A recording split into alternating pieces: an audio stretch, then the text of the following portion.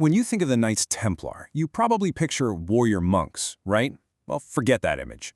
What our analysis uncovered is something far more significant, the actual prototype for the modern global corporation. Seriously, this was a mission-driven startup that scaled into a fintech powerhouse, literally inventing international banking and building a brand so powerful it became its own currency. So today, we are going to dissect the Templar playbook. Okay, here's how we're going to break this down. First, we'll look at their founding, really as the first mission-driven startup. Then, we'll analyze how they scaled into this massive global network. After that, we dive into their financial innovations. This is where it gets wild. We'll explore the architecture of trust that made it all possible, analyze why it all came crashing down, and finally, pull out the timeless principles from their model that you can still use today. All right, let's start at the very beginning, their origin story. Back in the early 12th century, the roads to Jerusalem were incredibly dangerous. You had this huge demand for security, but almost zero supply. It was a classic market failure. And right into this gap steps a small group of knights. Their solution wasn't just to be bodyguards, it was to create a whole new kind of institution, a monastic order built for one single purpose, solving this problem. This is a perfect case study of a mission-driven organization finding its niche and just completely owning it. You know, their biggest weapon in those early days wasn't a sword. It was strategic advocacy from one of the most influential men in Europe, Bernard of Clairvaux. And when he called them a new species of knighthood, that was a complete masterstroke of branding. He blended the idea of monastic discipline with military skill, and he created a value proposition that the elites of the time just couldn't resist.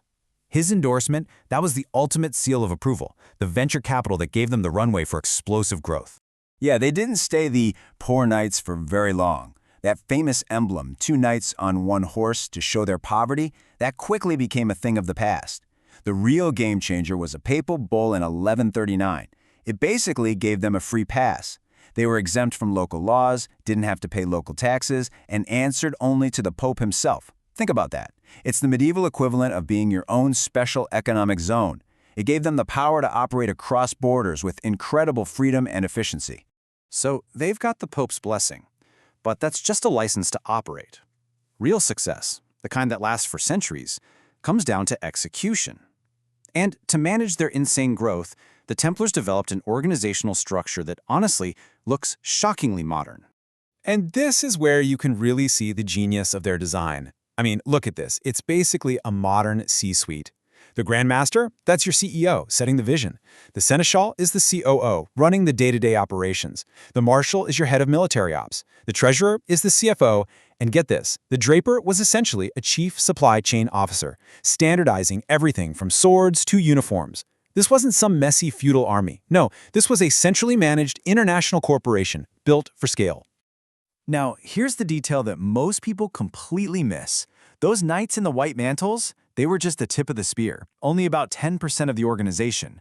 The real power, the engine of the entire enterprise, was the other 90%, the massive logistical and administrative backbone. We're talking about administrators, financiers, lawyers, farmers. They were the ones managing this incredible economic infrastructure that stretched all the way from London to Jerusalem. So you've got this huge, disciplined, and totally trusted network in place. What do you do with it? Well, the Templars made an incredible pivot. They used their expertise in security to solve another huge problem of the day, moving money safely. And this is the moment they transformed from a security company into, arguably, the world's first multinational bank. So how did it work? It was brilliant. A pilgrim heading to the Holy Land could walk into a Templar office, or commandery, in London and deposit his gold. In return, he'd get a piece of paper, a letter of credit.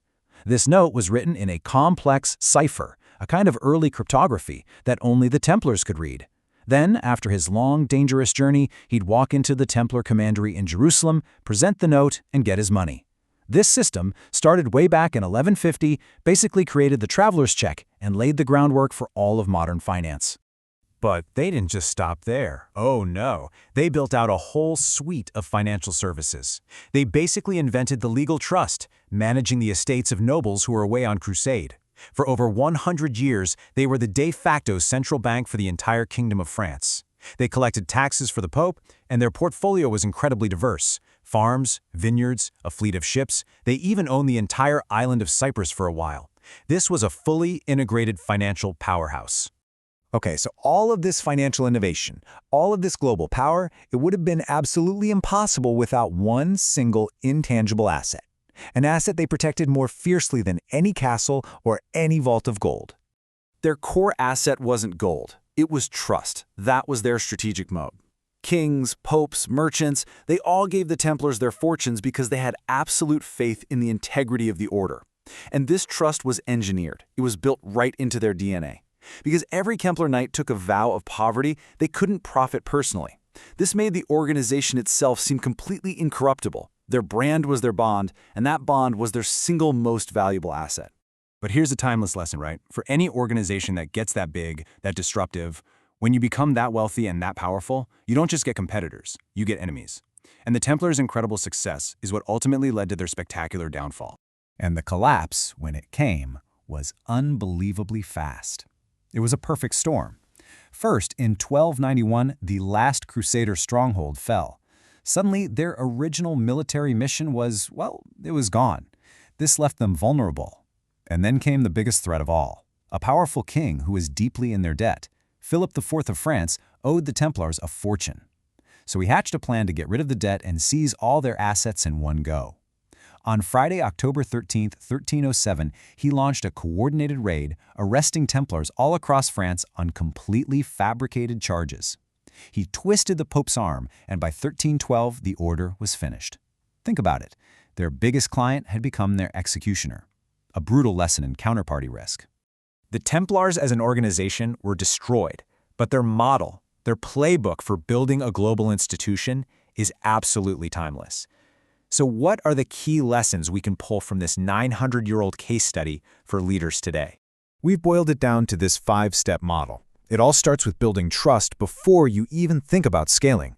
Then you have to standardize your operations so you can replicate your success everywhere. Third, you find clever ways to turn your core mission into new revenue streams. Number 4, and this is crucial, protect your reputation like it's your core capital, because it is. And finally, always, anticipate that your success will create powerful enemies. Be ready for it. And really, it all comes down to these 10 universal truths, which are just as relevant in a board meeting today as they were in a castle back then. You know, a clear mission attracts the best people and the money. Trust is the bedrock of any financial system, period. But I think the most important one, the one that Templars learned the hard way, is that success without a clear and evolving purpose makes you incredibly vulnerable. Great power always invites great risk. And that brings us to our final thought, a strategic question I want to leave with you. When you look around at the world today, which modern corporate titan, with its own powerful mission, its own massive logistics network, its own innovative financial services, and its incredible global influence, which one is following the Templar playbook? And maybe more importantly, are they facing the exact same existential risks?